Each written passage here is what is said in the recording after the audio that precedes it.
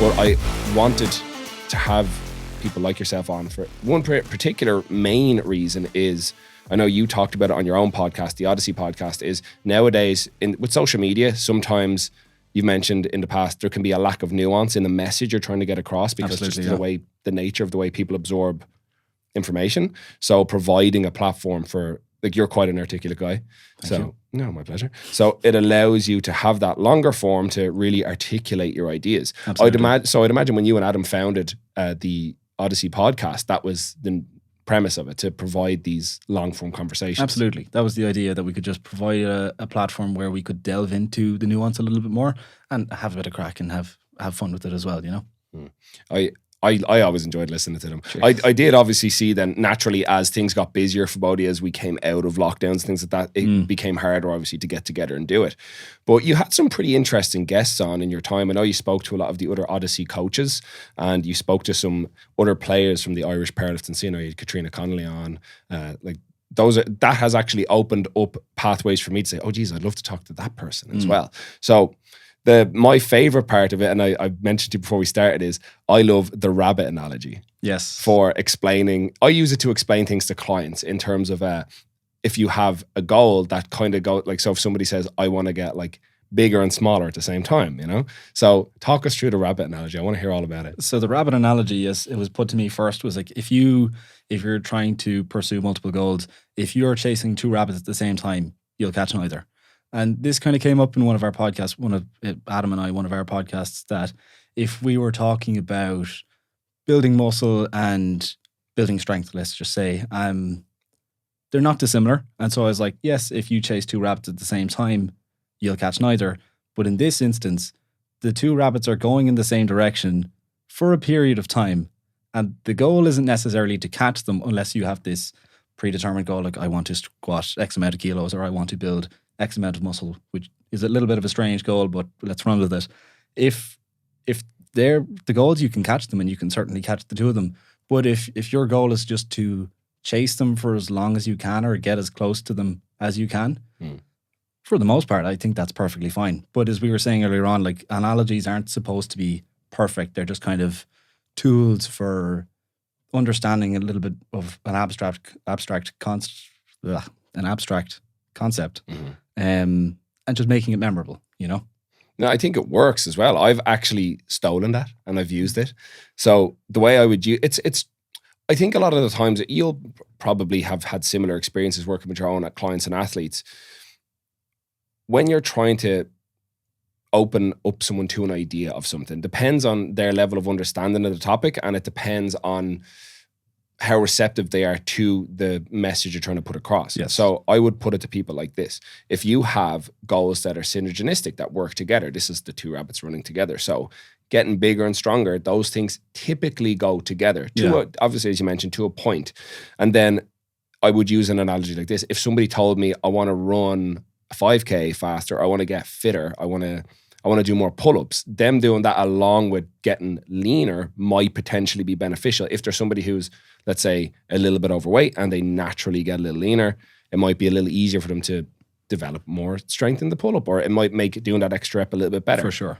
I think because I had re-listened to a little bit of your first podcast with Adam, and I know you guys are having this like funny little disagreement on it. Like, I think it was all very lighthearted, but I think it depends on how high definition the primary goal is. Absolutely, yeah.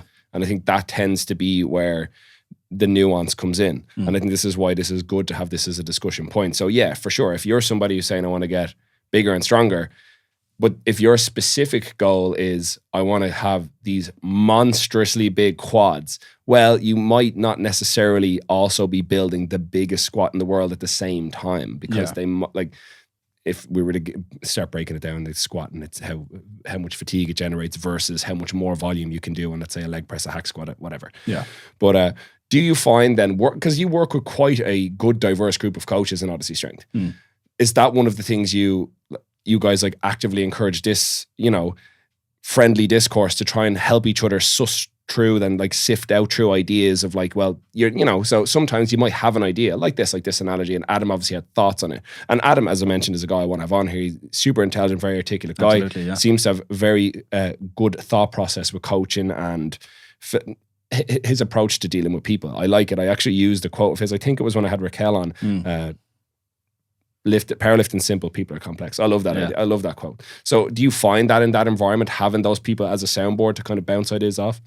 Yeah, no, it's that option is definitely there. We suffer from agreeing an awful lot with each other. Like we're all kind of on the same page. We would all share like a fairly common thought process. And I think it's unique in the way that the thought process is we're going to do what suits the athlete, especially if they're starting off. Like it is a bottoms-up approach, and it is an evidence-based approach, and you collect practice-based evidence as you go about training and go about coaching. But if somebody's just starting off, I don't know what works for you, especially if they're brand new. So we would have these kind of ideas, these nearly templates in mind that we would start somebody off with. And I would say, Ian, what do you like to do in the gym? If you've been to the gym before, and we would use that. So with that way in how we go about meeting the client's needs, it's incredibly open-ended. So it's not that, let's say, I love the leg press for how it builds the squat, and Adam's like, leg press is shite. What are you on about? Like, and if my rationale is solid, if that's the equipment that my client has access to and they really enjoy it and they're getting stronger, why not? Like if the end goal is being reached, like if they are improving, yeah, great. But if I was insisting on hammering the leg press for some reason and my client wasn't improving, then somebody for sure would be onto me like, what, could you explain your reasoning here? And do you think that the result you're getting is justifying this approach that you're making? So we don't conflict on a lot of things, but there's definitely that sounding board there. We're certainly not in an echo chamber or anything like that where everyone's just hyping each other up and we're all just yes men for each other. And that environment certainly is there, but we just don't really find ourselves in that situation often because we're agreed on the principles of working with the athlete and doing it as what is best for them. You know? Yeah, I would resonate greatly with that. And I think it's good to have that. Like, I think that's naturally going to happen if you are in a situation where you're literally working with people as coaches under the one banner. The likelihood is a good portion of your, I don't even want to say ideology, but like your mission statement, I guess, or the way you see these things work and what you understand them as is going to be incredibly similar. Yeah. And like that, even when you have this, we'll all have this, we'll have these inherent biases or like things we don't want to do. So it's good to have people to check those along the way. Like I've got that and I like having that too, because I've had those exact things in the past with people where they're like, but why are you doing this with this person? Yeah. And you kind of actually don't know. I think it's because I fucking am. Like, shut up. What are you on about? But I like it, so they're going to fucking like it. Absolutely. But yeah, it does. And it makes you it opens you up to better conversations with people as well. So you mentioned as well, you guys, same as myself, same as I think most coaches now are moving in this direction that are, have themselves on their finger on the pulse for, evidence-based coaching. The way, probably a bit of a $10 word. The bottoms up approach of coaching and programming and things like that. Talk us through how you came to discover it and what that means for you and how you deal with people. I know you mentioned obviously if you have a newer person in the gym, it's a little different, but let's say you've got quite a roster of very accomplished athletes. How does that impact the way you deal with them, help them, work with them? Okay, let's break it's that down one. a little bit more. But so how I first came across, let's say, a bottoms up approach, I credit Adam with it fully. I was not in favor of it at the start. I was like, what we're doing is working, so why change it? But this kind of came off the back of Mike Teixeira's emerging strategies, where you are looking at essentially a static microcycle. So your microcycle, let's call it your shortest repeating unit of training. It's typically a week. It could be less. It could be 2-3 days. It could be more. It could be 2 weeks. But for argument's sake, let's call it a week, your shortest repeating unit of training. We would construct a microcycle that you enjoy, let's say at the start, or that has shown positive results with the metric that we want to improve. We would just apply that stress of the microcycle. You would recover and ideally adapt, and you do it again, and we see what happens. And we see what happens. We see what happens until we reach a point where you're not improving anymore, or your fatigue is through the roof, or you just hate your life, you hate training.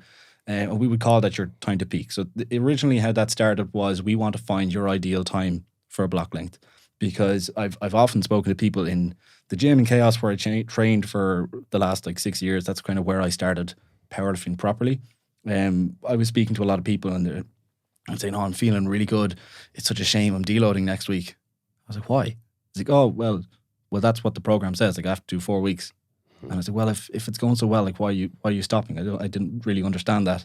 And the inverse was obviously true as well. Like, people were on week 3, 4, 5, whatever, and they're like, I'm bed up, I'm knackered, I love a deload. I was like, okay, so you're going to take one next week? Like, no, I run this block for another 3, 4 weeks. Jesus. And it just didn't make sense. So the bottoms up approach came about modeled off of that emerging strategies thing, except we are looking to find the minimum effective dose of training, because that is just the lowest hanging fruit, like the easiest thing that we can do to see some results. That's ideal. So we typically take quite a low volume approach, like my sets.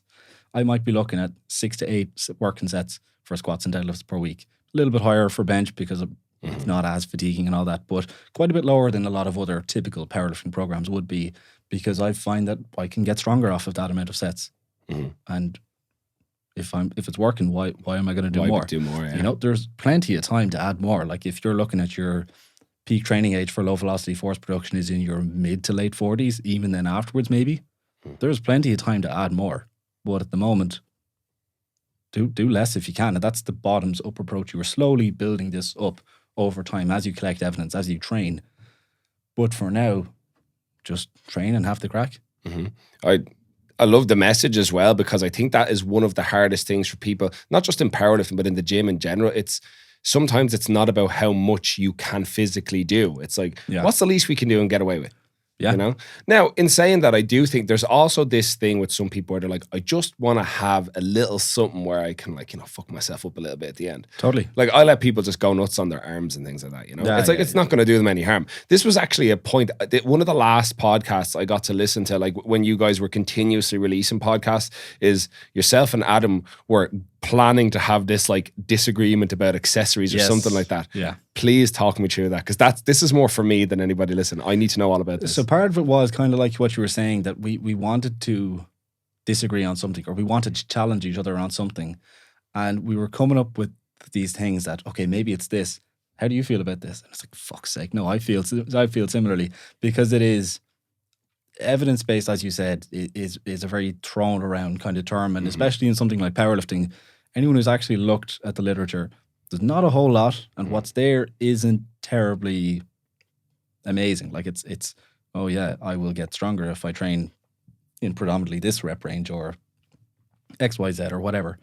Fairly basic stuff, nothing groundbreaking. But one thing we kind of disagreed on, and I know there's a little bit of a mix in the literature these days in terms of hypertrophy, muscle hypertrophy and muscle strength, and it's not quite as straightforward as we thought it was going to be. We thought, okay, well, I have a bigger muscle, I have more motor units, I can recruit more motor units, and I will get stronger, because strength is ultimately a skill. You're looking at neuromuscular efficiency. It's not, I'm still kind of caught in it. I'm not sure exactly what the research says at the moment. I know it's still a little bit of a mixed bag. And so Adam was more along the lines of, look, yeah, building muscle is important for building strength. But if I'm looking to get stronger at the squat, bench, and deadlift, the muscles that are going to contribute to your squat, bench, and deadlift are being trained in your squat, bench, and deadlift. So why would I add workload in terms of accessories to that? And my counter argument was, well, in order to get a sufficient amount of volume, let's say in the number of sets or in your volume load, which I don't know about you, but we used to call that tonnage, your sets by reps by weight. Volume load is apparently the scientific term for it. If you're looking at the systemic fatigue that the squat or the deadlift in particular would provide, if I'm trying to grow my quads, if I'm a lanky fucker for some reason, I'm not incredibly tall, but I'm quite lanky. If my quads are quite small, the squat probably isn't the best thing for me, because I recruit an awful lot of my spinal erectors, my back, and my glutes in my squat. If I want to grow them, adding more sets of squats, it's probably just going to beat me up a little bit more than it should. So I may add in some leg press, like I'm doing at the moment. You're really suffering on that thing. I've seen you. You're going hard. Going hard because, and it's people would often mess with me. I'm going to call out Niall Cregan in this, because he was like, set doesn't start until it gets real hard. And I'm like, I promise I'm trying really hard. Your face says you are suffering. I look like that after 70 kilos in the bar. Like, I go purple. I think my blood pressure must be through the roof just by raging at people online. But yeah, so we kind of were at a bit of a disagreement there. we meant to continue it on in a proper podcast. We were break down the literature on it, but it was coming up to competition season, and we were both incredibly busy. And I was in the middle of a move. I started a new job. I moved to Cork as well, so everything was a little bit up in the air. We both went to France for Western Euros, and after that, we were like, right, let's do a recap on the international competitions, because Adam was in Turkey for Junior Worlds, and it just never really materialized. We must get back on it.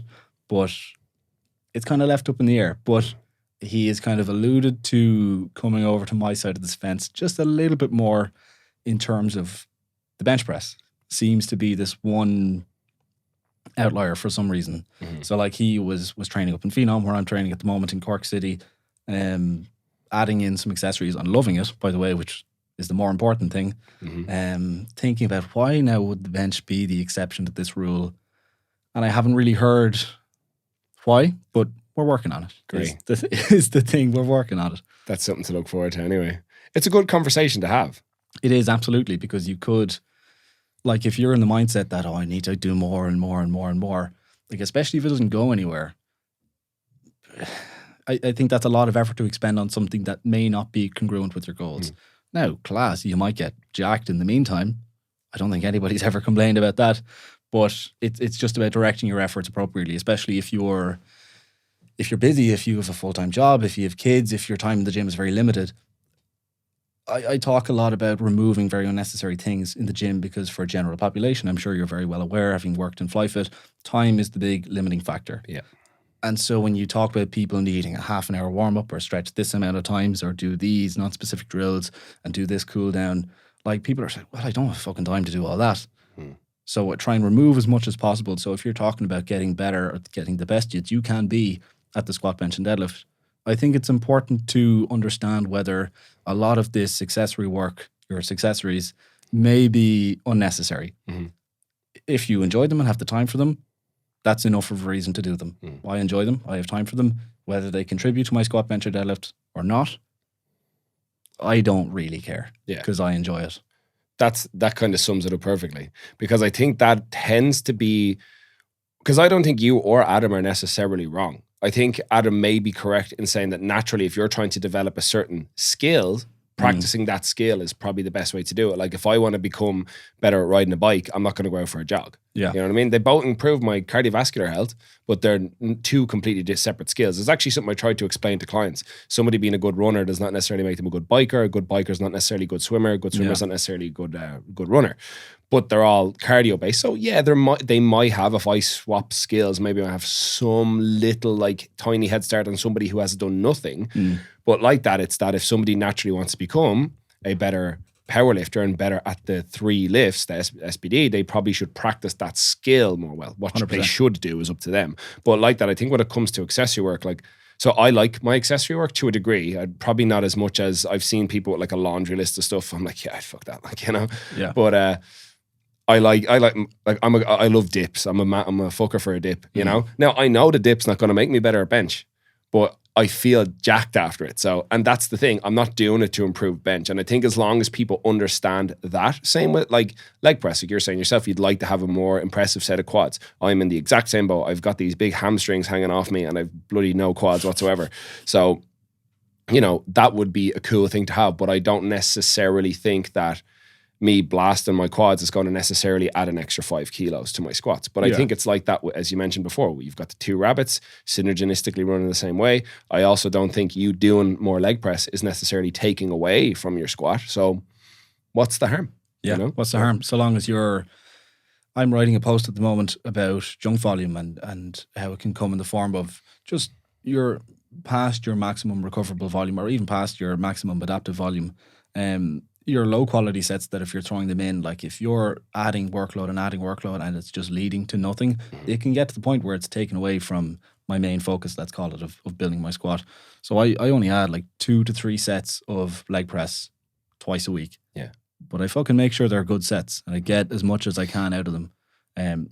Hopefully not to the point where I'm risking injury. Like I know PSA, if you're looking to build muscle, the rep range doesn't really matter. The absolute intensity, so the weight on the bar or whatever you're using, doesn't really matter so long as you are executing the movement in the way that stimulates the muscle, and you're reaching a pretty high relative intensity. So your proximity to failure is pretty close. That is. Don't worry about. I love how this is maybe a bit of a tangent, but people say, nobody cares about your leg press. It's like, yeah, I agree. But remember, nobody cares about your squat, bench, and deadlift either. Absolutely. But just, I can't even remember why I was talking about this, but that's what you need to worry about anyway in terms of muscle growth. But if I bring that back to it having an impact on my squat, if I'm not taking the piss, it shouldn't negatively impact my squat. And hopefully it will make my quads grow a little bit, which they may have over the last couple of weeks. I don't know. Brilliant. Congrats. Cheers. But that, I needed it. But this is it, like, and that's exactly the point with these conversations. And I agree with people leaning too hard into junk volume. The more is better.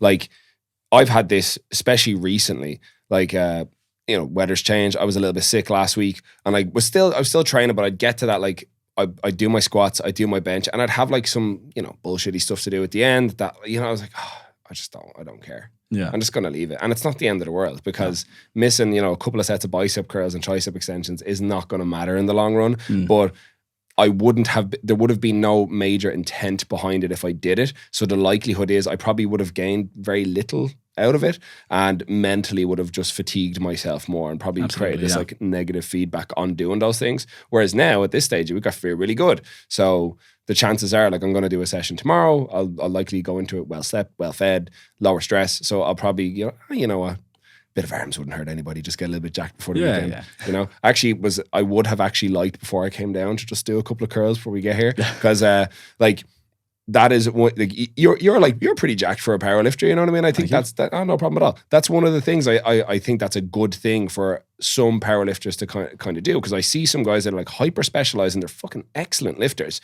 But then I see, like, even taking one of your guys, Andrew Rowe. I was talking to Andrew today. He was down doing, so some of the team were training down in abs, and like, Andrew's jacked.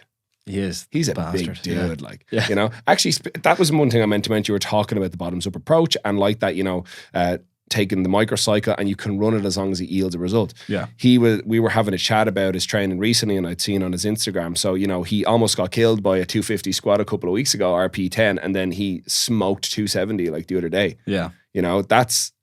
That's impressive. Absolutely. Yeah. That's a freak of nature. He is, like, he's only like 21 or something, isn't he? Just turned 21, yeah. That is crazy. That's a grown ass man. I don't want to call him a freak of nature and downplay the amount of work that he puts in. His work ethic, yeah. He has put, like, I think he started working with us. I say us, I mean Adam, when he was 15 or 16. He was probably stronger then than I am now.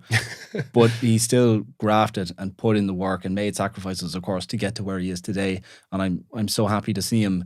I was delighted to see him in France at Western Euros, and I'd love to be there with him in Euros in Poland, but I just can't wait to see him. Yeah. Like, he's definitely somebody who has certainly earned his right to wear that singlet. 100%. Absolutely. It's actually quite similar. Like, I think very similarly of Cian Madden. So he's another guy that, now that he's obviously one of the best under 93 lifters in the country, a lot of people will say, Cian's just really good, isn't he? It's like, yeah, but Cian broke his bollocks for years. Absolutely, just kind of coasting under the radar. I actually used Cian Madden as a bit of a measuring stick when I got into powerlifting. The first ever competition I went to watch was the Leinster Open in February 2019.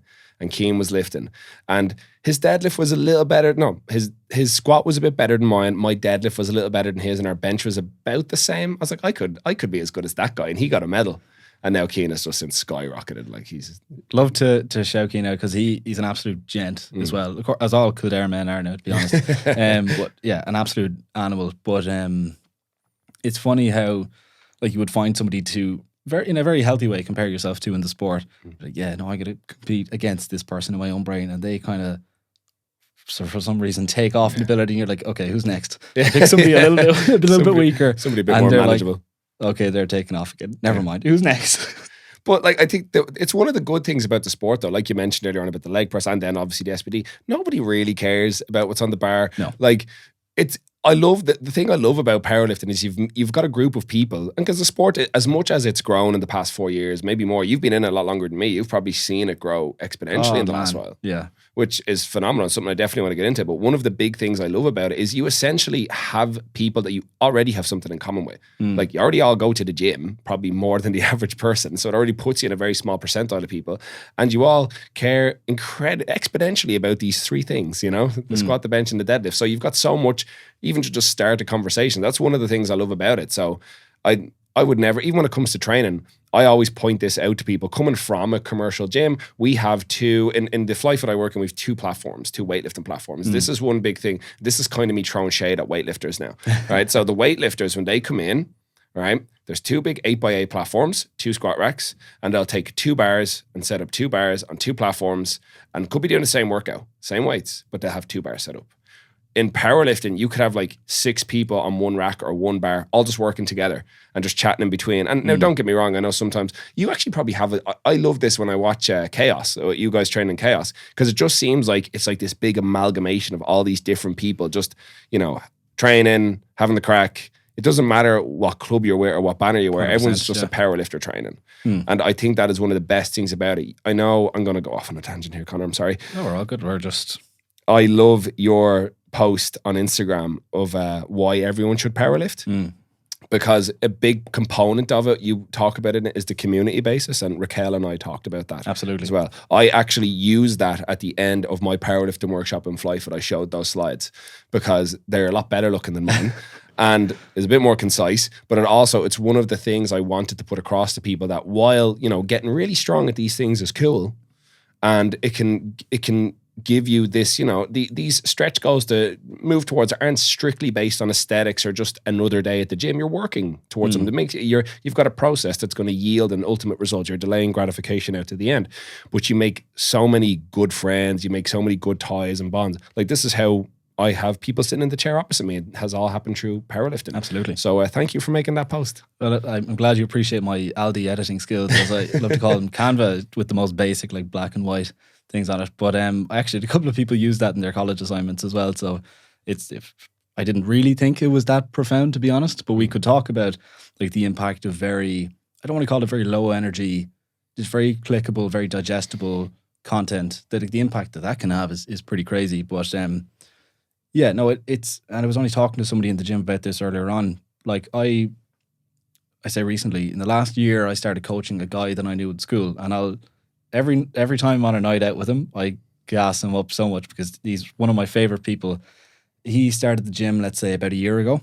Was never into sport. Was always incredibly skinny. Was always incredibly nerdy. Like wasn't super popular now in school, and he kind of just got in with my very small group of friends, and we hung out with him like he was one of our friends.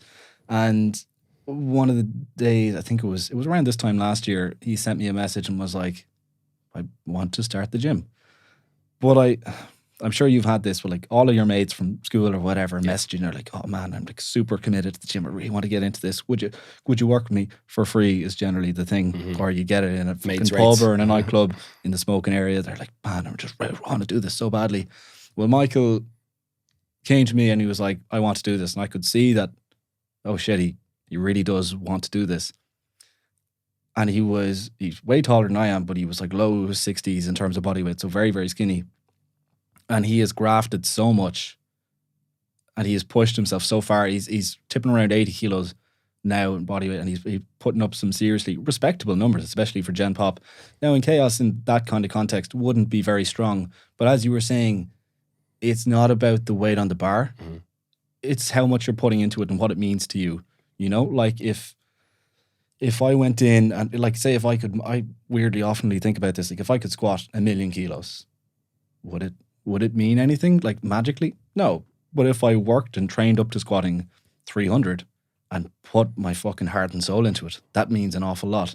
So this is kind of what you were saying about powerlifting being for everyone, that it doesn't matter where you're at. Like if you're working towards it, we can always all appreciate that kind of mutual struggle. I'd say your mate Dave, the Thai boxer, would appreciate this. Like no matter what, at the end of a fight, you're mates now because you both know what it's like to put it fucking all on the line and put it all out there. So I think powerlifting is like that to a much tamer degree because you're not fighting anybody. But like Mick is definitely one of the most popular people in Chaos now because he's just so sound, so respectful, and just puts the fucking work in. So I can't wait to see him compete. Shout out to Mick. Shout out to Mick, to big Michael Wilson, some man. But that's it. Like, you can even see from the smile on your face, regardless to how much progress he's made, I'm sure even being able to share that environment, that training, and bringing 100%. Him into this has been made it all in like immeasurably worth it before he even gets to a platform. 100%. And for him to knowingly go into an environment where, like, he saw me as being incredibly big and strong, and I'm absolutely not the biggest or strongest in Chaos. For him to come into that environment knowing very well that he's the weakest there and will be for a long time, to just say, yeah, I'm going to go in and do my thing anyway, is incredibly ballsy. Because I'm sure you know mates of yours who are incredibly strong, and you're like, come on up, Dabs, we'll have this training session. They're like, no, because some of the girls would be squatting more than me. Yeah. Or that's, come on. People tend to do that. Their biggest like limiting factor tends to be what's going on in their own head. Absolutely, you know. And it's a shame because I find when most people get into an, even like whether it's a Chaos, an Abs, City Gym, any of these places, when they get in and they kind of break through that little barrier of their perceptions of the place, and they get talking to some of the people, they're like, this is brilliant. Yeah. Everyone here is so nice, because people will talk to you because it's a club base. It's one of the interesting things, because I know. Like I know online, you've mentioned before, like you'll see things and it just trigger you and get you going, and you have your in your car rant. One of the things I love about that, I've worked so long in a commercial gym, I'm very numb to a lot of bullshit. Silly bullshit, as Mark Ripto might say, you know. But yeah, you see a lot of things, and there's a lot of, even, it doesn't matter if it's coming from just a person who's, you know, and at the same time, I kind of look at people and then go, look, you're in the gym, you know. Yeah.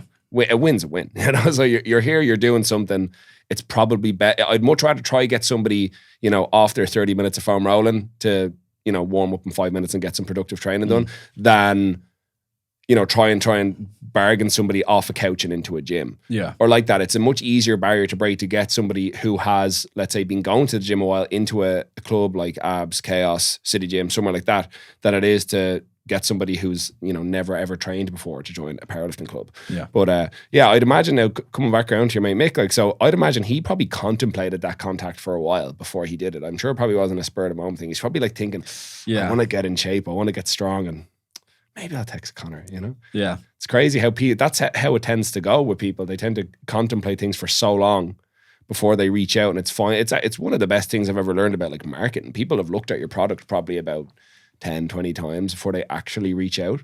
And the fact that he trusted you, I'd imagine, is huge. Like, you know, especially as you mentioned, a mate that you had in school, for him to say, he's the guy I'm going to trust. And as I mentioned, I'm sure it's been an incredible experience for him so far, and for yourself.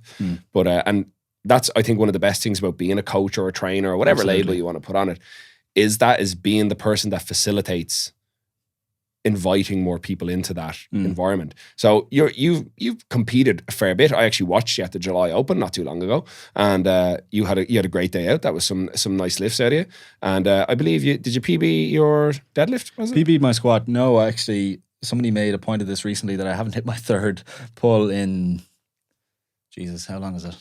A good while. Last 3 years anyway, but only competed like once or twice. No, PB'd my squat, very surprisingly. The bench just kind of disappeared on the day. It was super humid and I just cramped up. Bench is just a thing between squats and deadlift. And I had an issue, or have an issue, with deadlifts of just getting way too psyched up and just throwing myself out of it completely. You were amped up that day. There's a lot of really funny pictures of me battering the TC. Kate Sheehan, shout out to Kate. I was just bulling into her. It really funny, but it got to the point where it was ridiculous. And it was probably just disguised nerves, and I just threw myself out of it completely. You and Adam had a conversation about that before, about like he mentioned he had a competition where he was like, you know, shouting and, well, I don't know if he had smelling salts or not, but he was unlike what he thought he would be like. Did it surprise you that that's how you got going? Is that how you usually lift? Would you usually be that much fire before you walk out? No, like I used to, for sure. I used to absolutely abuse smelling salts, and I was never one for getting slapped. Yeah. Like, I would do a bit of slapping, but I would never want to get slapped. Like when I started going to the gym, I started training, well, originally in the college in Maynooth, but the Glenroyal Hotel Leisure Club in Maynooth is where a load of us trained. How I got into powerlifting, there was a couple of guys I knew competed, but we used to take the piss in there, like really just make it a horrible environment for anyone else to train in, like maybe squatting 130, like screaming our heads off. Or I remember I was always getting given out to for doing farmers walks up and down the length of the gym with the trap bar and just throwing it down and around the place. So I definitely used to be super hyped up, very unnecessarily. And for a while I tried to be a little bit more stoic, and let's say for the first couple of lifts, first couple of attempts, yeah. And then when I start to get nervous, I go crazy, go bananas. So maybe a little bit of training on the mental side of things would be very beneficial in future, just to be a little bit more centered and be a little bit more focused as opposed to being angry, you know? It's something I'm actually trying to work on a little bit with myself now in training, because I tend to be quite reserved on the platform, which is I thought I'd be the complete opposite. I have a pro wrestling background. I thought I'd be an absolute showman. But I tend to just walk out, take a second, do the lift and walk off. You know what I mean? But the best pull I ever had, the best deadlift, I got like my most amped up for anything. It's the only time I've ever used headphones before like a lift. Yeah. You know? And it was one of probably like my favorite moment ever on a platform for myself as an athlete. And so I'm like, does me switching on that much make me move with more intent? Because that's one thing I know I've seen other people guilty of, but one thing I'm finding in myself, I'm like, do I sometimes approach the bar with a lack of intent? Do I lack am I pushing this or pulling this as hard as I possibly could? And that's like a real tricky one, because it's obviously, it's all happening in seconds, you know? So I even tried it. I was deadlifting yesterday and I tried it, and my deadlift felt way better the last 2 weeks by just being a bit, not like, you know, coming out beating my chest and shouting the house down, but just getting into that very slightly more aggressive mode than just casually walk over. Exercising your maximal intent to move, I think, is the term that's put on it. But again, it's something very difficult to quantify. Like this is the issue that I have with velocity trackers for lifting. Like, it's very general. I know somebody can build up a bit of a bank of velocities for, okay, my RPE8 is in this range. But mentally, if you're not there, and people may put like this mental kind of tracker on it, their readiness out from a scale of 1 to 10, how ready you are, how intent you are moving this weight has an impact on that. And it, as you said, I think if you're thinking about it, you're like, am I moving this with maximal intent? Maybe you're not. Probably not. You know. Yeah, that's what I mean. It's so tricky to know. You know, where's the? I suppose it's part of the fun of sussing these things out. Like the cerebral part of training. Like it's one of the fun facets of working with such a wide variety of people as well. Because like that, and as much as I'm sure you've got very like core memories of being like an athlete, you also probably have many of them as being a coach. Yeah. And whether that's, you mentioned you've coached people internationally now, like must have been a phenomenal experience. Yeah. But down to even people in their first competition, or seeing those little light bulb moments with people, it's such an interesting thing. But I do actually want to specifically ask, so yourself and Adam were traveling recently to coach the team into was it IPF or EPF? Or am I wrong here? EPF, Western Euros, yeah. Sound. Adam was in Turkey for the IPF Junior Worlds. I was in France with them then. It seems like a lot of competitions have happened this year already. Yeah. Oh, that was part of the reason why we didn't really get back to the podcast. And God love the athletes who actually do the thing. Yeah. But I was wiped out after France. But yeah, no, it was EPF Western Euros we were at. Yeah, that looked like quite that. Was that when, was it Colin Power had his? No. That wasn't that one. That was Masters Worlds in Canada. Sure, like another competition. This is it. There's just so many. Like, because I know I watched some of that. He had a great showing at that. But even, was this your first time coaching internationally? It was, yeah. Talk me through it. I need to know. I actually wasn't super nervous, so I kind of knew the team going in, which was great. And Adam was the head coach rostered for it. But Adam was there, and obviously I've been working with Adam for 6 years. We know each other very, very well, and Alex Cremens was the other coach. I'd know him socially. I know he's good crack. I know he's good fun. I know he's a lot of experience. So that kind of put my mind at ease. And it was funny, like, it was a weekend thing, so it kind of suited me with work. And Adam was bringing his girlfriend Kate, and I was like, I better say to my girlfriend, it's like, come on, I'm going to Western Euros here. I pretended like it was this totally organic thing, and she was like, yeah, cool. Oh, we might as well go to Paris for a couple of days before. And I was like, yeah, fair enough. Okay. So I was relaxed. I was kind of stress-free coming into it, which helped an awful lot. But it was a busy time of it. The hotel was class anyway, which really helped, although they were quite sick of us at the bar because it was right on the foyer, like the reception area. But the team were absolutely great. I was a little bit nervous about handling people that I hadn't worked with. Like even how we run things in Odyssey at competitions, I think we're a little bit famous for our kind of warm-up room presence. But no matter whose athlete it is, as many people that are available, so long as the numbers are appropriate, like we're not going to get six athletes in for one lifter. Everyone comes in and everyone helps each other's athletes at the rack or the 2 racks or whatever it takes. And then when that lifter's turn, their coach will take them out. And then we look after the rest of the lifters. So I'm kind of used to handling people who aren't my lifters, but I haven't handled people who aren't Odyssey's lifters. So that was interesting, but everyone was super, super receptive to being coached and to being handled. And part, obviously, of how we work things is meeting the client where they're at. So we put a decent bit of prep in beforehand to kind of understand what people's planned warm-ups were, if they had any non-specific stuff, just to allocate enough time and make sure they're happy out. And Adam put forward a little bit of a questionnaire, like what kind of hyper support do you like? Do you like a lot of vocal support, a little bit of physical support? Do you like it to be a little bit more reserved, a little bit calm?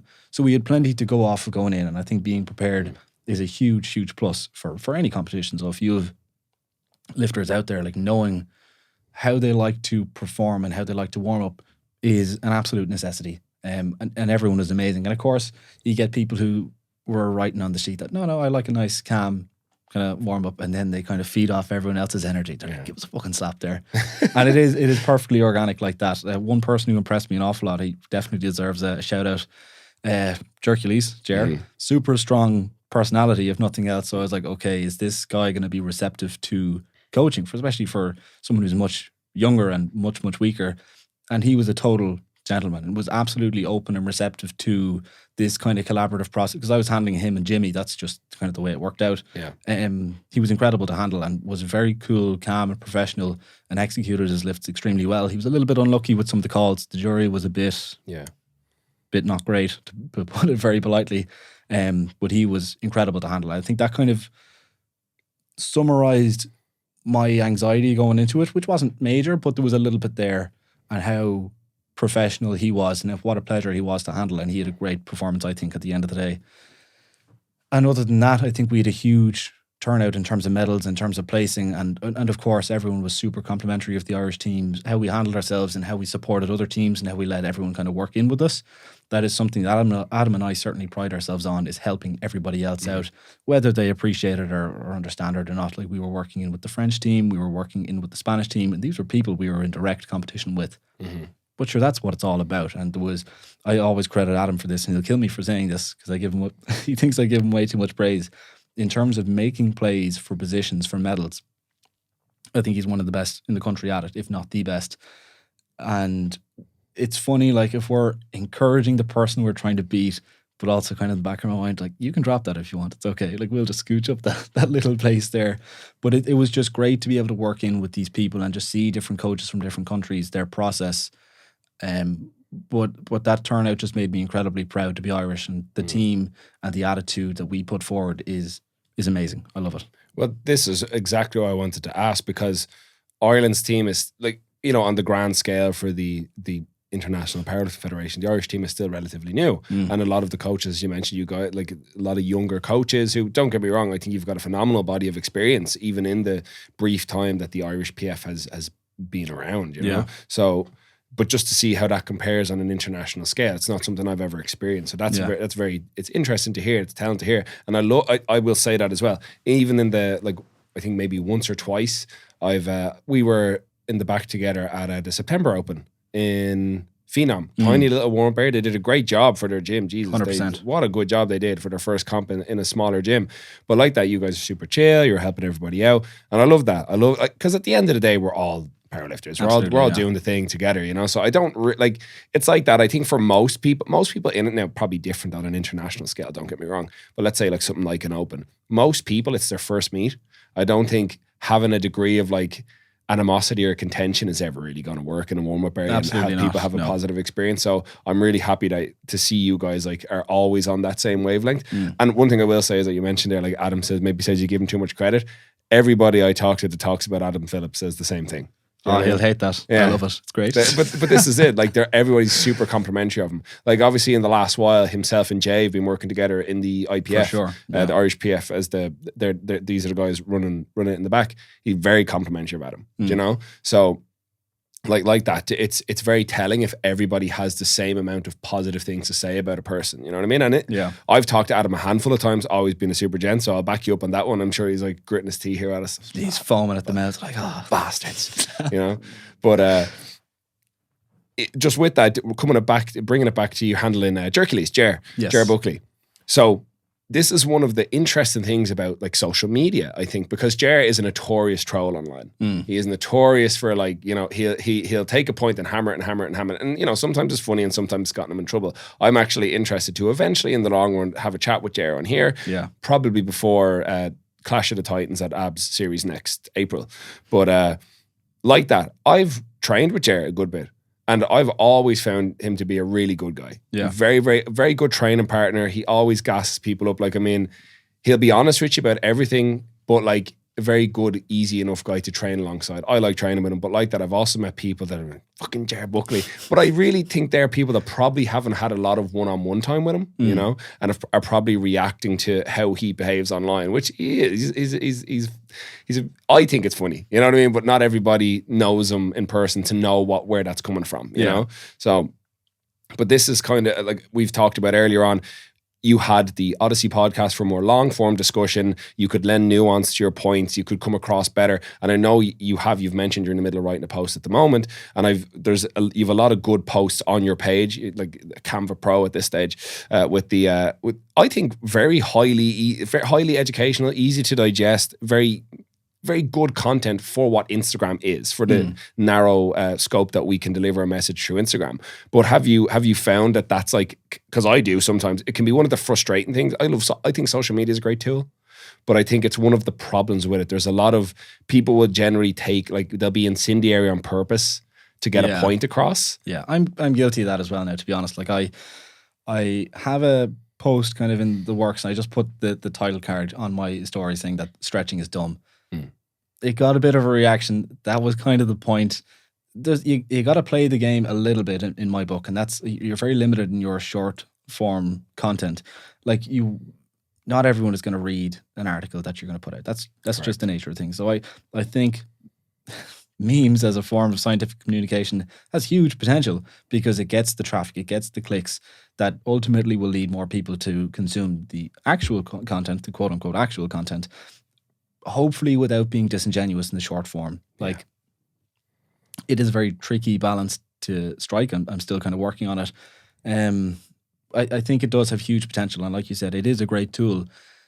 It can get misconstrued. Like there's a couple of really good meme pages that I follow around physiotherapy and around kind of pain science, which is something I'm incredibly passionate about.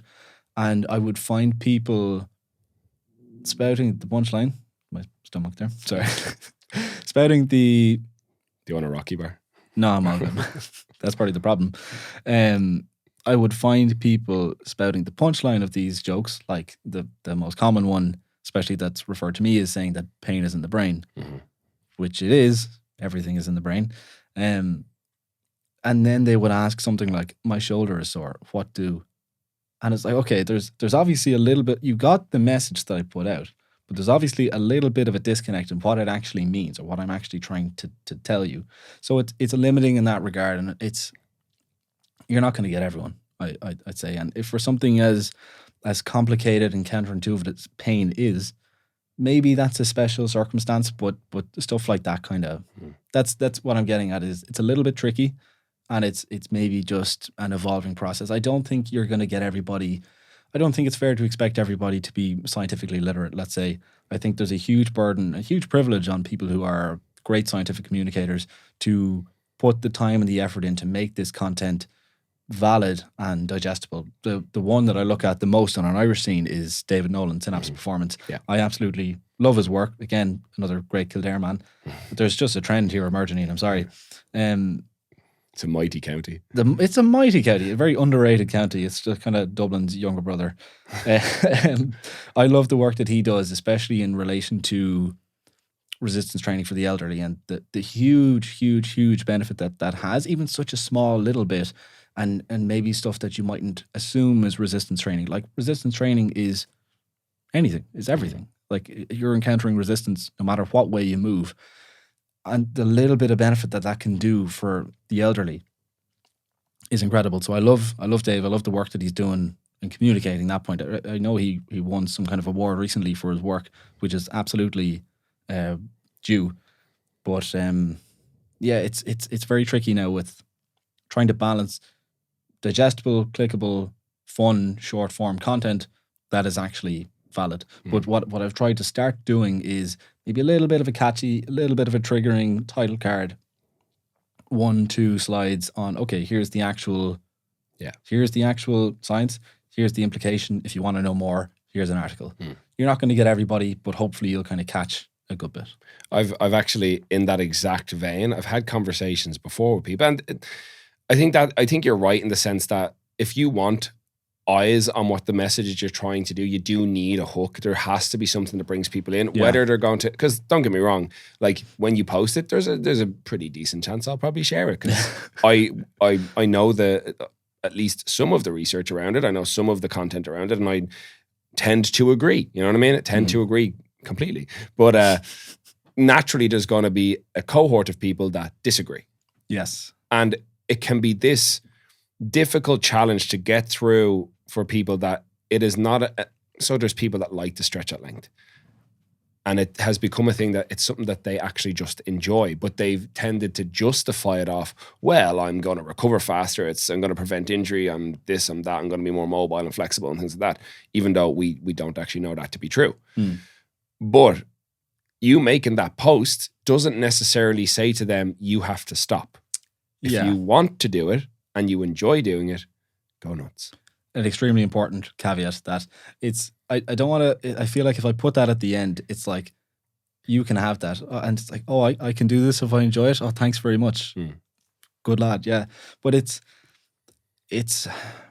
a lot of the beliefs that people will have are based on anecdote or their own personal experience, or like I made a post recently about an appeal to authority. Evidence versus eminence. Evidence versus eminence, like it is. Yeah, I read it. It's so tricky because like if I don't know anything about what Jake Brennan thinks or feels about training, but if he says that upright rows made my squat, and somebody's like, well, this fucker, like, squat's a fierce amount of weight, like, and this fucking beanpole of a 93 in the corner saying, well, here's my citations as to why that's not the case. They're like, well, I'm going to fucking trust the guy who actually does the thing and lives the thing. So it's tricky, but what I'm trying to put across is that this is not my opinion. This is evidence, and there is a hierarchy of evidence, and you may call him an expert or not, depending on how you classify somebody as an expert. That's on the hierarchy. It's at the bottom. It's there, but it's at the bottom. And this is, I'll actually give you an exact example of something Jake and I even have disagreed on in the past. He made a post, I think he has since kind of come back on the idea, but he made a post a couple of years ago, probably prior to COVID, saying you should be able to row what you bench. And I was like, that is stupid. That is a stupid statement, because they're literally not even remotely the same. That's like saying I should be able to overhead press what I squat. Yeah, you know? It's like totally pulled out of thin air. But again, understanding it from this person's perspective, people have a unique set of lived experience that this is the way they viewed the world. It's the lens by which they have seen everything. You know, I'm sure by now it's probably been released. I'm sure most people have listened to it. I had Jake on the podcast. It was good crack. But like that, Jake was very much an advocate for steroid use. He's like, I love drugs, right? And that's, again, in his experience, they were a net positive to his life. Yeah. For somebody like me who is like I coach people, I would strongly advocate against doing anything firstly illegal. Right? Oh yeah, I forgot about that. But also, moreover, the more important thing is that it ties back in. You mentioned, just like you say yourself, as a beanpole 93. I think you're muscular enough, man. So I think you need to stop harping on this. You're weak and skinny. You're not. Come on, let's be honest. Like, but I do get your point. When people look externally to, well, he does that and you only do this. Yeah. I believe it was Jordan Feigenbaum of barbell medicine or potentially Austin Brocky, one of them answered a question on Instagram and somebody said, how many years would somebody have to train to be a nationals level powerlifter? And their answer was, most people in powerlifting will never ever get to the standard of being a national levels powerlifter because that is quite a high standard to be at that level. But that doesn't mean all the people that do powerlifting won't get stronger. And this is kind of one of the things. There are too many variables to say why somebody performs the way they perform. Absolutely. And to attribute it to, well, I haven't had an injury in 2 or 3 years because I stretch every day. It's like, is it though? Yeah. You know, or are you just really good at like load management, stress management? You know, you take your recovery seriously, things like that, you know? And and the bigger thing is, I'm sure you mentioned pain earlier on. This is a conversation I have with clients all the time, particularly around injury, because one of the things I despise about the gym, I love the gym, I love training, I love what it brings to people's lives. One of the things I despise about it is how much we harp on about injury risk and prevention and being careful and signing par cues and all these different tests and screens and measures. It's like, it's a really low likelihood this is ever going to happen. And if it ever does happen, it's not because you lifted it wrong. It's just because sometimes shit just happens. Shit happens. If it's not a slip, trip and fall, which are the vast majority of them. Yeah. Maybe you don't want to get into this with me. This is something I could fucking... I really do. Oh, man. Yeah, it's... This is why I brought it up. I specifically brought it up to get you going. I won't sleep tonight. I recently did so I work full time as an environmental scientist, and I needed to get my manual handling course, and I was dreading it because I'm sure everybody knows, like, you're sat down and spoken to like a child for a couple of hours, given horrifically deleterious information, and you're instructed on how to lift an empty box. And you get your manual handling cert. They anger me so much because you turn something that could be so beneficial into this very harmful narrative and a box ticking exercise. So in terms of pain and injury with the gym, resistance training is, especially powerlifting, is one of the safest things you could do. You're looking at 2 to 4 injuries per 1,000 hours of training, and the word injury could mean a whole host of different things, you know, compared to, let's say, your very typical field sports that people get kids involved in from a very early age. Rightly so, you may look at 30, 40, 50, 60 hours injuries per 1,000 hours of training. When you're looking at a sport where you move in a very low velocity, in one range of motion, one plane of motion, I should say, with self-selected load, it's going to be quite safe, you know, compared to the injury risk of doing nothing, of being inactive, especially as you get older. It's crazy. I don't understand. Well, I know why people don't. It's a time thing, and of course there's, like, I'm sure we both do things that aren't good for us, but fuck it. Like, it's very tricky to me, and part of why I harp so much on about the biopsychosocial model of pain and all these different things around pain and injury risk management is because the risk of inactivity far outweighs the risk of fucking doing anything. You know, you are destined to a life, to a lower quality of life if you do nothing. You know, and even the worst injury you could probably get, maybe not the right word I want to use, while doing powerlifting is pretty fucking tame. Like, the most severe of disc injuries can spontaneously resolve themselves within 6 weeks. They do. I wish I had my references here in front of me, but I do not. Well, given the fact that we did this on really, really short notice, so I hope TJ is feeling good now. But you know, I feel like we would agree on a lot of this absolutely, stuff man. That's one of the reasons I want to have him on. Just with he actually helped me earlier on this year. I had a bit of something I was going to bring up with him. I was having this ongoing, like, low back issue that didn't. It was, and it's really annoying because it's never the cool stuff. It was never a big deadlift. I was moving a bike in work. This is it, yeah. You know, and I just got this really weird hop feeling in my back. And then it was only when I went to train again, every time I was in the bottom of my deadlift, just about to break the floor, I was like, oh, that doesn't feel good. Yeah. You know, and then I feel it in the base of my squat. So we had a chat about it, he and I, and he was like, okay, so it had been probably months at this stage. And I had come back to training after having laser eye surgery. And he was saying, okay, so it's been months, so it's definitely not muscular. And it's highly unlikely it's anything like serious with the joint, because he moved me around. He's like, yeah, like, you can move, you're fine. And he goes, and it doesn't hurt when we put you in all these different ranges. It only hurts when we put you in these specific ranges. So the likelihood is it's just your brain. Your brain is just trying to say it's trying to tell you, when you go here, I don't like it, danger, get out of there. Which doesn't invalidate your feelings or your pain experience at all. Exactly. And this is the point. The great thing for me is that I am highly aware of it. I wasn't upset by it. I was just like, right, I know something's going on here, but I'd rather speak to somebody I can trust to give me some, not necessarily an answer, because I think that a lot of the time that's just what people want. Yeah. Tell me what's wrong and fix it. I knew it wasn't a fix. It was just a change of perception. So that's literally what we did. He goes, we're going to put you in this position. It happened to be like my right hip in internal rotation or whatever, in positions where it wasn't causing pain, and do those a little bit before I did one of the movements that had caused pain, and it would over time slowly change my perception of the position, and it's worth to treat. You treat with the poison. Exactly. Yeah.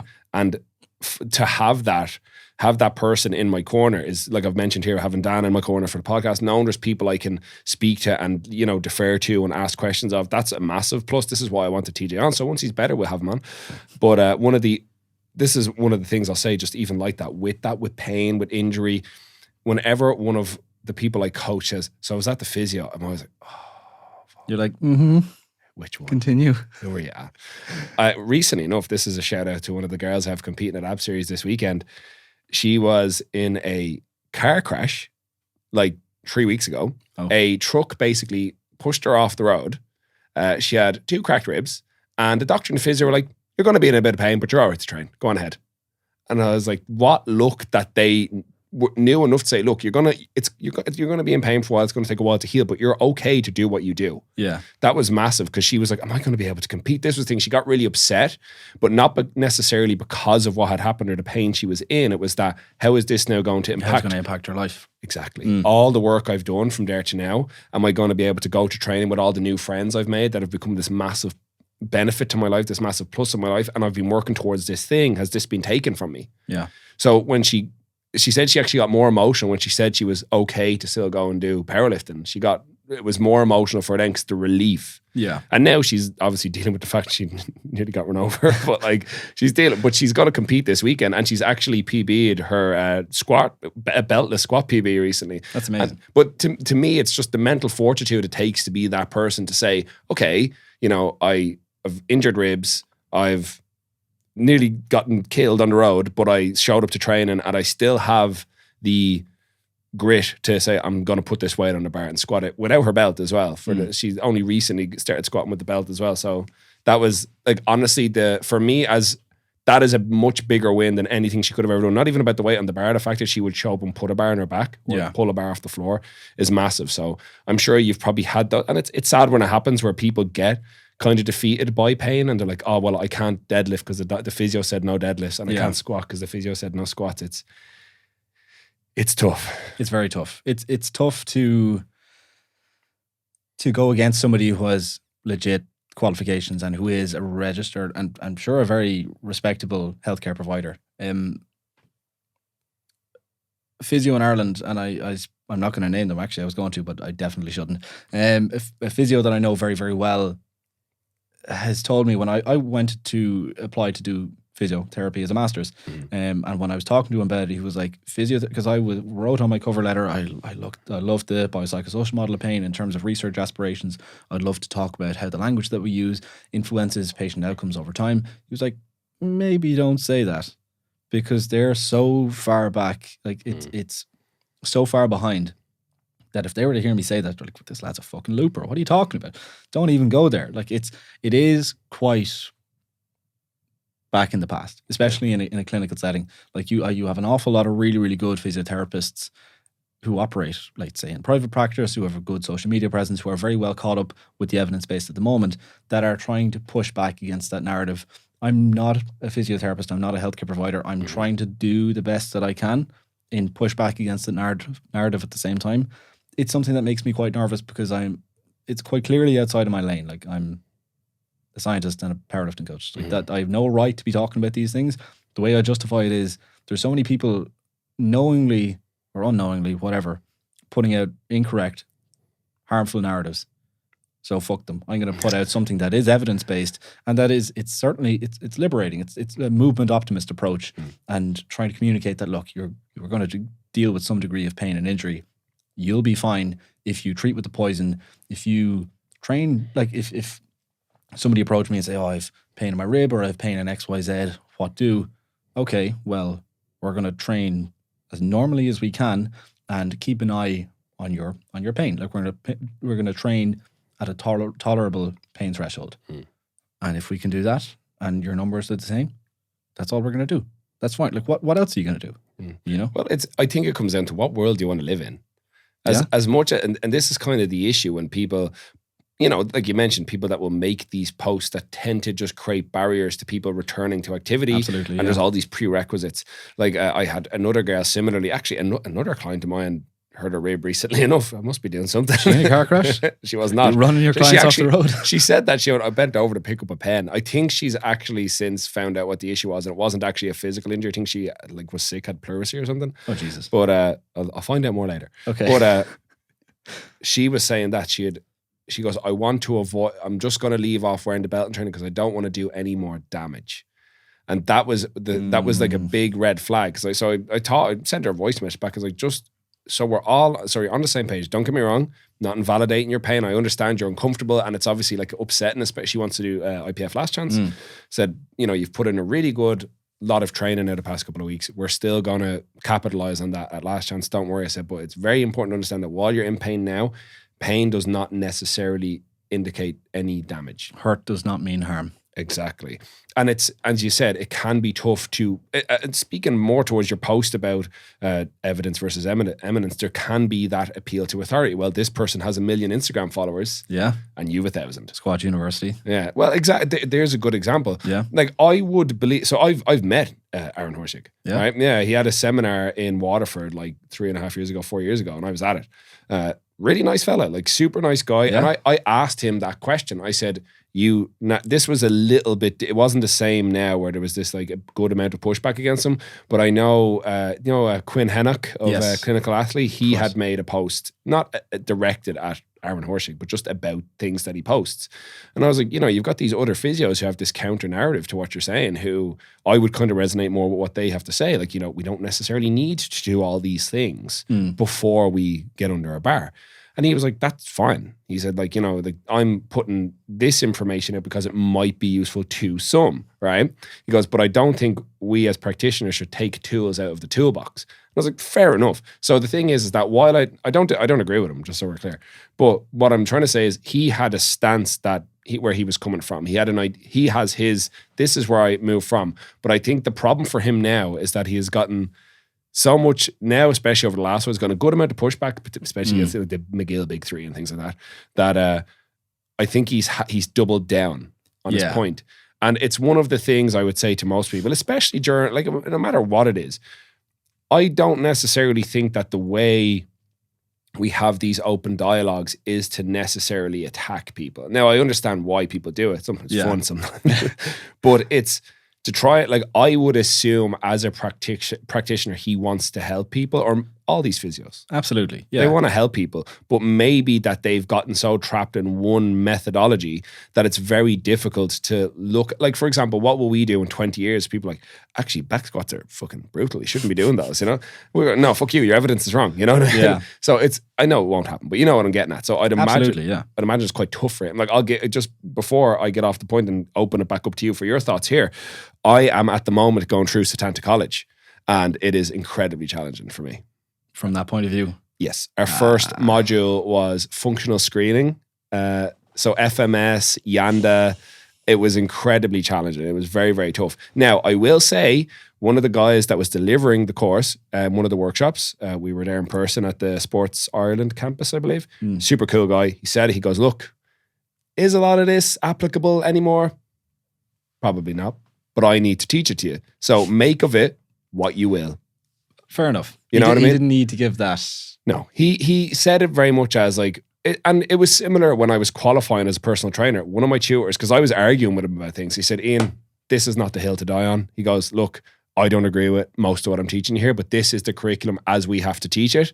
You obviously have a good enough idea of what you should do. So you'll be fine. Go ahead, you know? But that's the point. I don't think it's necessarily challenging the individuals who inadvertently echo what they've been told. Yeah. It's coming at the ideas, the institution. So here it's, I think it's iTech that Yeah. dictate what is taught, you know? And I think that's where the challenge lies. A load of super great points on it. I want to draw it back because I was going to say it when you mentioned that Jake Brennan has come back on a lot of the ideas he's put out. I think it is a great sign of intellectual maturity to change your mind and say, I said this in the past. I don't agree with it now. I think given this new and better evidence, I was wrong then. And this is now how I feel. I greatly admire anyone who does and says that. I can understand, and I totally agree with you, that these people, when they're pushing these narratives, they're not doing it to be malicious. Yes. They think and feel in their own mind that this is the right thing and I'm trying to help people. I think in a wider context, people behave in a way that makes sense to them. Like they're not knowingly irrational. So I think that's a great point to try and, or it's a great tool to have in your back pocket to try and build empathy and establish a connection with somebody who's like, I imagine the intent here is good and I know you're trying to help. Definitely don't say that to somebody because that's incredibly pretentious. But what you were saying then on looking at the narrative as opposed to the person, recently, I used to be even more argumentative than I am now, and I can be quite argumentative, let's say, online. But recently, again, one of my favorite kind of sayings is to try and build a golden bridge. Like, if we're on opposing sides of an argument, I want to make it as nice and attractive as possible for you to come over on my side. The way to do that is not, Ian, you're a fucking idiot for thinking that. I don't know how you could possibly think that's so stupid. You're going to just say, no, you're going to dig in your heels and say, no, well, I have this McGill Big Three and he's done this and he's done that. You're appeal to authority or use whatever tool that you have to justify your opinion. But if I say, yeah, no, I totally agree. I read McGill's research. It was great at the time. However, do you see that the studies that he did on spinal anatomy were on dead pig spines, and by definition, they were not able to adapt to the stimulus that was placed upon them. And so I kind of build an evidence bank and not attack you as a person, but also say, look, this is the evidence that I have, and here's what it is. And then if somebody is unwilling to change their mind when presented with this new and better evidence, if there's nothing that I can say that will make you change your mind, I'm going to stop, because that's a sign that this is just totally irrational thought. It is not, it's maybe built on very fallacious thinking. Whatever is there, if there is nothing that I can say or do to change your mind, I'm not going to bother. I'm not going to waste my time, because there is no changing that. This is it. And that's exactly it. It's rather than getting into, whether it's online or in person, it's firstly that just because somebody might have a potentially like stupid idea doesn't necessarily mean they're a bad person. No. You know, like there's a girl I work with, and she believes some of the stupidest things about food, about not necessarily mental health, but she was telling me about how we're all overly positively charged and we need to ground ourselves by walking barefoot on the grass and things like that. Now, I don't disagree that this feels nice. Yeah. It feels nice, but I don't necessarily know that is what happens. I don't necessarily know that is being proven. But I don't dispute her right to say it if she wants to. But I will always say, and we had a debate before about food processing, where she was like, all this processed food is the reason people are overweight. And I was like, not necessarily. There's a lot of other factors that go in there. Maybe, you would typically see in people with diets that are higher in overly processed foods tend to carry excess body fat. People tend to eat, like, let's say, a more fibrous and protein promoting diet is potentially more health promoting. Sure. But then it becomes, she was like, it's full of carcinogens. And I went, what are carcinogens? Oof, yeah. That doesn't matter. Now, again, this is the point. I was just being a dickhead. But I said it to her. It's tough not to be. Yeah, it's fun. But like that, it becomes one of these things when I speak to people, because I'll try to say, like, I have this talk with clients, particularly around food, but also around injury, movement, technique, moving whatever certain way. It's like, would you not rather live in a world where you can move however feels good to you and still make progress? Would you not rather live in a world where you can eat potatoes and rice and bread and not be overweight? Those things don't magically make you fat, because you do live in that world. There's just other ways to manage it. Instead of this world where you're like, well, I need to cut this out. Sugar immediately makes me fat and is bad for me, and I can't enjoy things, and I can't have a pizza without feeling guilty. I can't have a McDonald's without feeling guilty, and I have to foam roll for 20 minutes and stretch for 20 minutes before I ever touch a bar, and I have to spend 90 minutes, 2 hours in the gym before I can train. It's like, isn't it better to live in this world that I'm saying, though, where you can do a lot more of what you want? Is that a tough sell? I haven't thought about doing that before, going about it from that point of view, because in my mind, like what I jump to then, which probably never happens, is somebody going, wouldn't it be nice to live in a world when you can eat absolutely whatever you want and go on the pints every night? And yeah. Well, it's this. Firstly, that dialogue only can take place after you've established enough trust and enough of a rapport. So I have this lady I'm training at the moment. Lovely lady, bit older, so she has quite a good few ideas about what she thinks already. Yeah. So when she came to me, she had been with another trainer who, unfortunately, there had been a breakdown in communication and a breakdown in trust, and those were her words. She said, "By our last few sessions, I did not trust him anymore."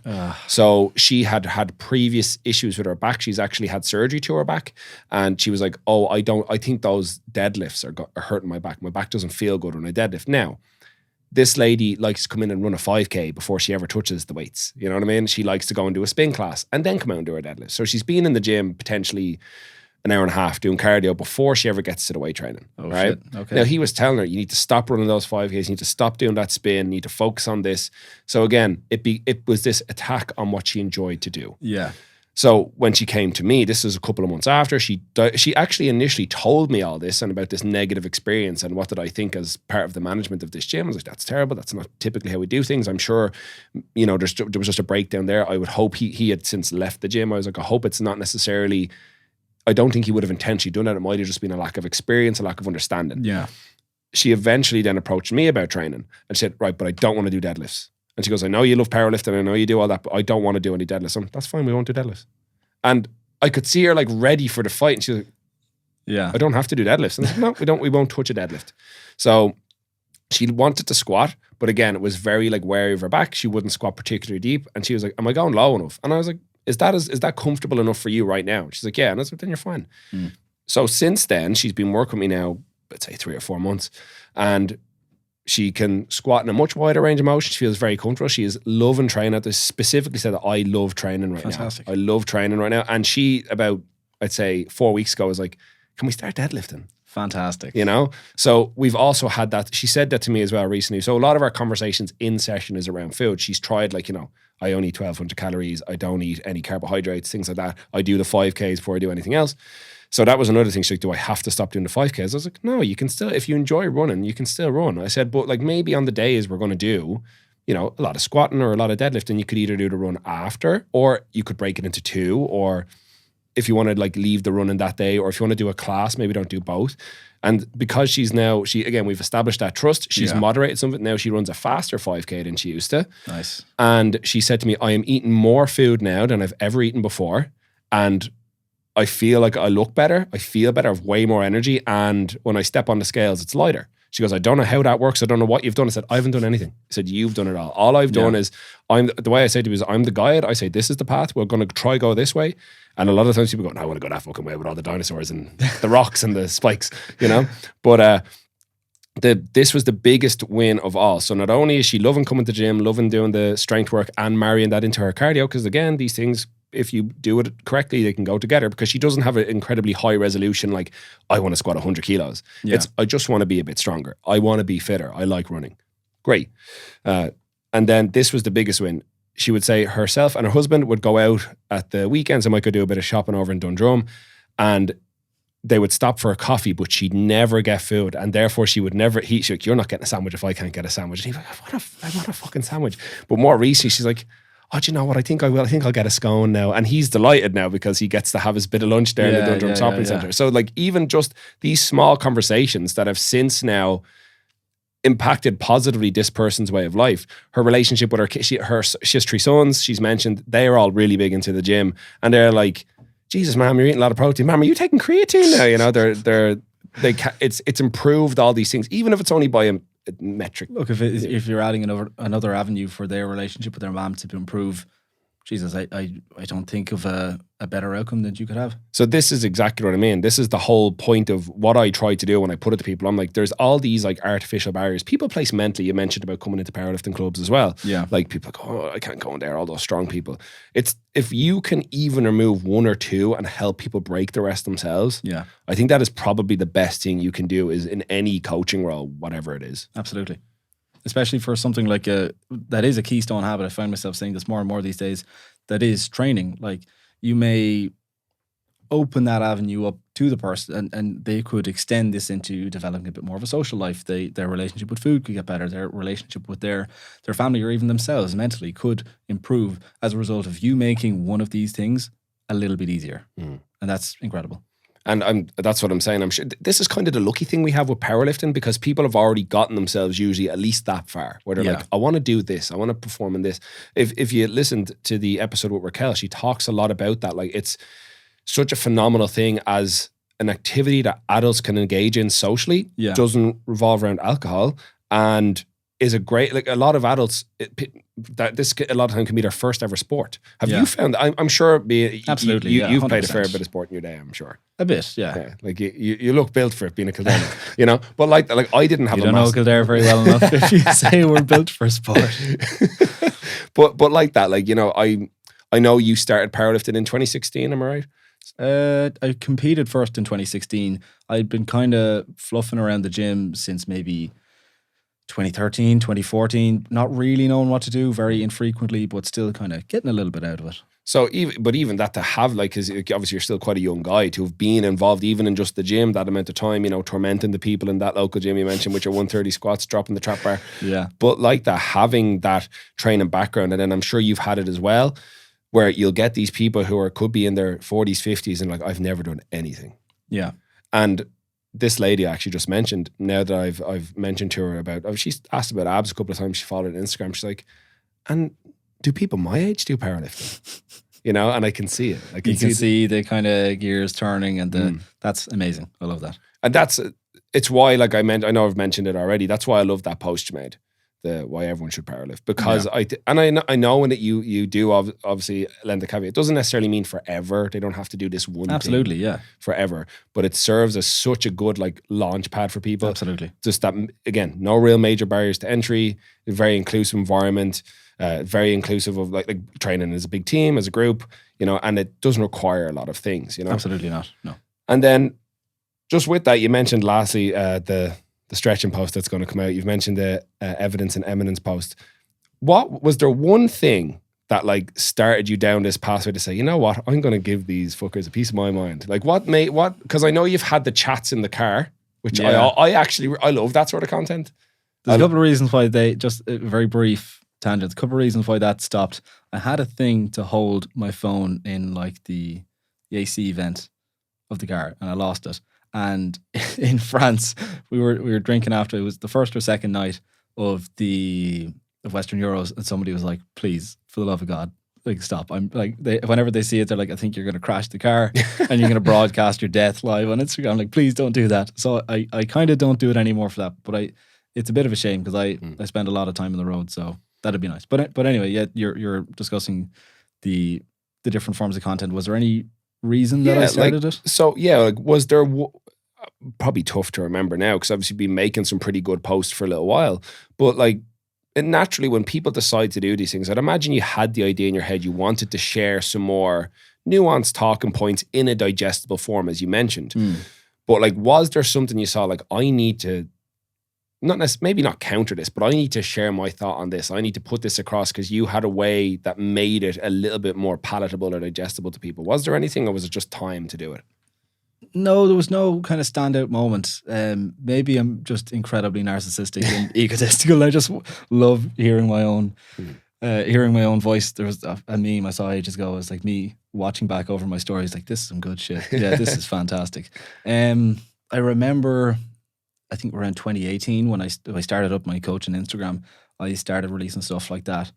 And although I've deleted much of it now because I've changed my opinion on it, and I don't think it serves its purpose. I don't know, like, I remember in school when, like, the Glenroyal, where we all used to train, like, it was a great period of time in school where, like, all the lads were in the gym, and it was just a good time. And I had started kind of from an early age, like, even in primary school, I remember, I'm sure a load of people listening remember, like, doing push-ups and sit-ups, like, very quietly in their room. Like, you couldn't get found out for trying to train or trying to work out. I started that very, very young, and I think I grew quite early. Like, I was around this height for a good long time, and I just didn't grow afterwards. So I was maybe a little bit bigger than most people in my year early on, or a little bit stronger, like ignorant kind of country strength. And so people would kind of come up to you, and I'm sure you know, if you were familiar with this, if you're the big lad in the year, like everyone will come up to you and say, "What do you do this? What do you do that?" And it was nice to be able to have a positive impact on people's training environment, or able to kind of disseminate some information. And if we're talking about needs, like it's nice to feel important, or to need, or to have that need. So I'd say that's what it was kind of met by that. And then as I started doing it a little bit more seriously, as I started to work with it, seeing the positive impact it had on people, especially, I think probably the most formative time in my coaching years was the local GA club that I worked in for a little bit. I had a senior citizens class twice a week in the morning. And that was incredible. Like you could see session to session, week to week, the impact it had on their range of motion. A lot of them would come in and say, "Oh, no, I'm not doing those weights now today because my shoulder's at me and this and that and whatever." And you could see them slowly start to get into it, even if it was from silly competition. Like there was some people starting off were in amazing shape. Mm-hmm. And some like grumpy old lad would kind of look at Mikey over there using the 10 kilos, and he's like, "No, I don't want these 5 kilos. I want the 10 kilos there." And they would do what they can, and they would have a good session. And even if they were there for just the tea and biscuits afterwards, if that's all it did, that's amazing. And slowly you could see them get into it more over time, or they would be like, "Oh, you're going easy on us now today." And it's like, right then, fucking grab those 20s and I'll fuck you up. It was great to see them kind of push themselves like that and get a lot of the physical benefits out of it. And there was one very particular moment I remember, this really, really sweet, really, really tall old man who was quite limited in his mobility at the start. And I was doing exercises to get people from the ground to standing up with limited appendages, whatever, as time goes on. And he said to me, like, "Since I've started these classes, I can drive the car now. My whole world opens up." Like, he doesn't used to sit at home and kind of see nobody, or see whoever would bother to go and visit him. But I used to do this very general kind of warm up where we would nod the head twice when we go side to side, and we kind of shrug the shoulder just to get the head and neck kind of moving. And he's like, "I can actually turn my head and see around a corner so I can drive safely. So now I go and meet up with the lads 2-3 times a week. I go and do this, I go and do that because of this." And I was like, "You fucker." Yeah. Like, Don't cry. I would, and I will. I have cried telling this story, definitely in a pub, like in a smoking area. If I'm to say, it was probably that. And especially around, like I mentioned, Dave Nolan and his work with the elderly. Stuff like that with morbidity and with pain and injury risk management, and seeing the impact that can have on people. Like, I'm sure you knew a lot of lads who got injured and resigned themselves to a life of being on the pints or being on the fags or whatever, and just saying, "No, I did the ACL there a year ago or 2 years ago, 5 years ago, 10 years ago, so I can't do X, Y, and Z anymore." I was like, that's not true. You can do it if you just graded exposure and just get into it. Like, you can, and it's improving people's lives from that point of view, or opening their world up, is why I started to want to be like, no, I'm pushing back against this fucking bullshit that's coming out saying that you can't do X, Y, and Z, or, "Oh, mind your back there because you'll put yourself in a wheelchair." Like, that's not true. And you're ruining people's lives by saying this. Being a little bit dramatic, but I don't doubt that there's people out there who are unnecessarily resigned to just a really sedentary life. And like that, like you said, even for that man, like that gentleman you mentioned who can now drive, like, it's those little, you never know what tangible difference you could be making. Man, you have no idea the impact that you have. I'm sure you've had people, I'm sure you've been putting up content, your stories, and you may not have thought much about it, but then somebody will come back to you and say, "You don't actually know the impact that you have." Like, it's funny, one of my good friends moved over to Dubai, and he came back then over the summer, and a gang of us went out into town. And when we were out, I met these 2 guys that I knew in school. Loved them to bits. They're kind of from the area that I was at, and I hadn't seen them in 6 or 7 years. And they go, "Fucking man, I love the stories being put up." Like, I'd be sitting on the couch, and even if it's a picture of you in the gym or you're lifting this, I go, "I'm going to go out and I'm going to fucking do X, Y, and Z." And they're like, just never underestimate the impact that you can have on somebody. Absolutely. The smallest things. It's incredible. I couldn't say it better myself. Your posts influenced me. I appreciate that you articulate the thoughts that I might have in a much, much better way. I've shared a lot of your content with my clients. I appreciate for that. Well, the point is you're adding value, and that's the point. I think, especially with what social media is, you essentially put an idea out there and it just goes out into the ether and you don't necessarily know what happens with it. Absolutely. That exact point you just made, this was my first ever, this stuck with me for years. I trained 2 sisters separately. And one of them was real chatty, one of them was very quiet. And the girl that was quite quiet, the hour would be quite long because she wouldn't say very much. Yep, that was great. Yeah. And I was like, this girl fucking hates me, And it was only one day I was out in Swords, on Swords Main Street one day, and her sister ran into me and she was like, I'm not going to name their name. She was like, she loves you. She was with her mom. She's like, you're the trainer that has her in the gym the whole time. She loves you. She's never stopped talking about you. She'll just be weighing out her oats now in the morning saying, yeah, well, like Ian says I can have my oats in the morning because it's grand if I eat carbs. And well, Ian says I can do this and I don't need to do that and I can do what I want with this.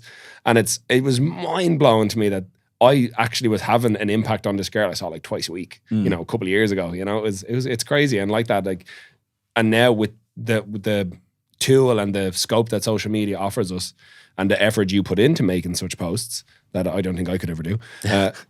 I think there is that, like, as much as it might seem like there's, I'm putting this out there, is this really going to resonate with people? Yeah. It absolutely does. It 100% does. 100%. And the fact that you've been consistent with it, you've delivered, your message. You have more or less. If we go back through, we can see there's been a good few. You know what I mean? And considering it's not something that it's not a job. It's something you do because you enjoy it. Absolutely. I think that stands to the fact that it's something you're passionate about and you're genuinely trying to help people. I do my best. Man, Conor, it's been 90 plus minutes. Has it? Yes. So we'll breeze through that. We could easily talk for another. This is what I mean. This is the benefit of having this great environment. So thanks very much for coming on the Iron Mindset, and we'll have you back on again in future. Appreciate it, Ian. Sound.